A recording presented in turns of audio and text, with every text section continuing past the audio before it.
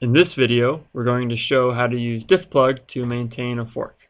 And the example we're going to use is JGit, which is the Java implementation of Git, which DiffPlug uses for all of its Git stuff. And we've had to make some changes specific to DiffPlug. So we're going to show you how to port those changes from version to version to keep up to date with improvements in the upstream body of work. First of all, thanks a lot to all these people for their contributions to JGit. It's been very helpful to us, and we hope to be able to contribute back to the core very soon. So you can get the source code to JGit on GitHub at GitHub Eclipse JGit, and naturally we don't have write access to this repository, so if we want to do experiments, then we'll need to fork it to get our own copy. So our copy is at github/diffplug/jgit, and so this is the URL I'd like to clone. So I want to clone mine into my documents folder, so I'll go git clone there, and I'll clone it into JGit. I hit clone, and this will take a little bit.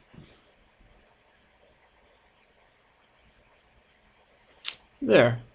So now we've got our local copy of JGit. If I look at origin, I can see, so this is all the branches on the origin, and we can see one of them is this DiffPlug mod branch. So this is what actually has all the changes we've made for DiffPlug. So this is the one I'd like to check out, but before I can check it out, I'll need to make a local copy of this branch. So I'll create a local branch, and then I will check it out. Okay, so now we've got DiffPlug's changes front and center. So you can see, so my name is NedTwig, so you can see all the changes we made to JGit, and then back to here, this is where the upstream JGit starts. So what we want to do is we want to check and see if there's anything new on the master branch, and if so, we want to rebase all of these changes onto that. So the first thing we need to do is get the changes from the upstream into our local repository. So if we go to sync, we can see we have the JGit, or the DiffPlug JGit origin, but now we need to add one for Eclipse/JGit. So to make sure there's no confusion, the first thing I'm going to do is I'm going to rename origin to DiffPlug.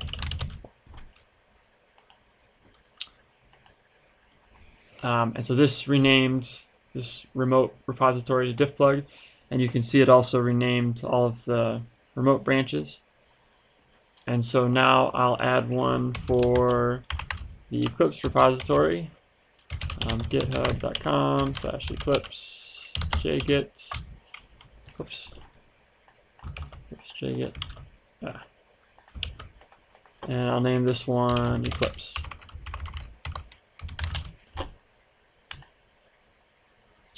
And now I'll download everything that this Eclipse repository has, and we can see it has a lot. So if we look at the master from Eclipse, we can see that it looks like there's some new stuff. But it's easiest to see if we go here to local, where we can see all the commits that are out of sync. So on the DiffPlug mod branch, which is the simpler one, we can see that relative to the DiffPlug remote, we're in sync. Relative to the Eclipse remote, there is no DiffPlug mod branch, which we would expect because the Eclipse project doesn't know anything about DiffPlug specific branches. If we look at the master branch, we can see that our local repository right now is in sync with the DiffPlug remote, but there are 20 new commits on the Eclipse remote that we need to catch up on.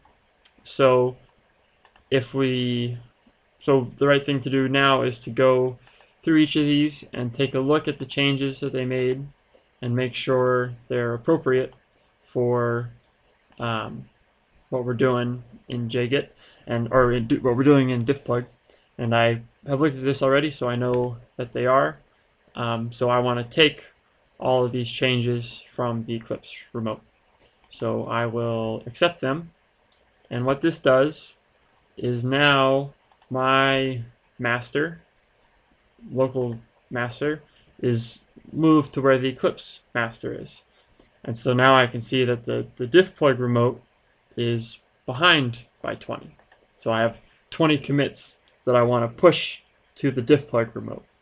So if you're if you're an advanced user of Git, then you're probably familiar with the idea of tracking branches. Git branch -- set upstream, set tracking. And the problem with those is when you have multiple remotes, the tracking branches don't work very well. So because DiffPlug is fully graphical, we have this little grid here where for every local branch we can show its status on every remote. So DiffPlug doesn't use tracking branch information. We just use this little grid. Anyway, so now master is here, and so the trick now is we want to put all the changes on our branch and rebase them onto this new master. But before I do that, I'd like to get a little bit of the lay of the land. So I can see what's going on with master here, and I can see what's going on with DiffPlug mod here, but I'd like to get a better idea of what's happening to both. So if I select two branches by holding Control, then I have this new menu option to view relationships. So this lets us see all the commits from DiffPlug mod and master down to their common parent, which turns out to be DiffPlug master. So here's all the new master stuff, and here's all the new DiffPlug mod stuff.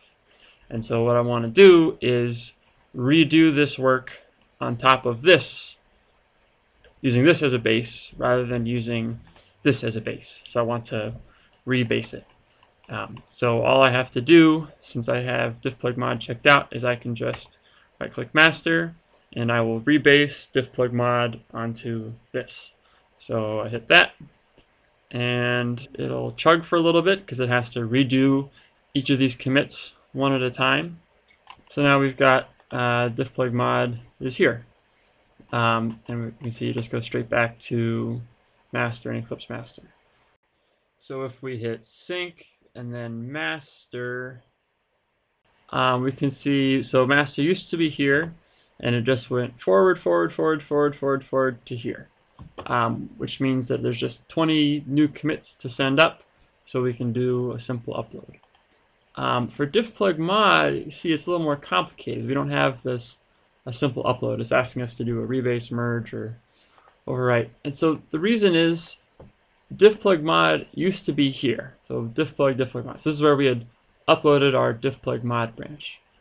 And now it's down here. So we moved it all the way down here, and then rebase here. And so the problem with that is normally you only want this public branch to move forward, to move up, because maybe someone else has done some work, and so this would be the base that they were doing their work off of. So they did their work off like this, and when they do their download and they find that DiffPlug mod is now over here, that's concerning to them because they base their work on this.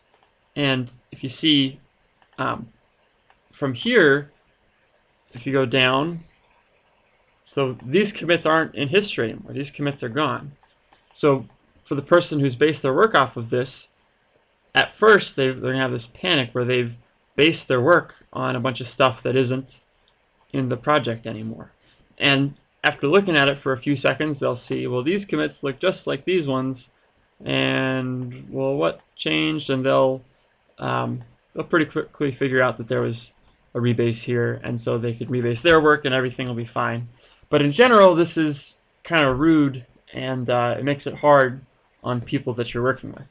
But in this case, because I'm the only person who's working on this project, and because I want this list of deltas from the main project to be small and linear. So right now I know that if you want to turn the public JGit into the DiffPlug JGit, all you need to do is this stuff.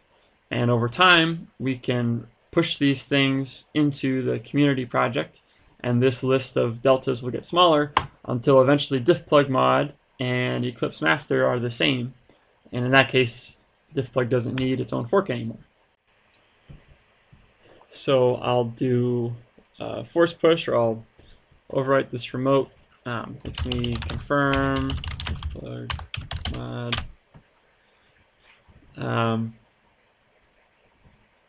Goes, and then so now DiffPlug mod is good. Master is still out of date, so I'll do that one. And so now I'm out of sync, and so now I've updated my little fork relative to the latest from the upstream. And if you just do this every couple of weeks, then you can maintain a fork with a simple linear little set of deltas over time. Yeah. So that's how we used DiffPlug to make DiffPlug.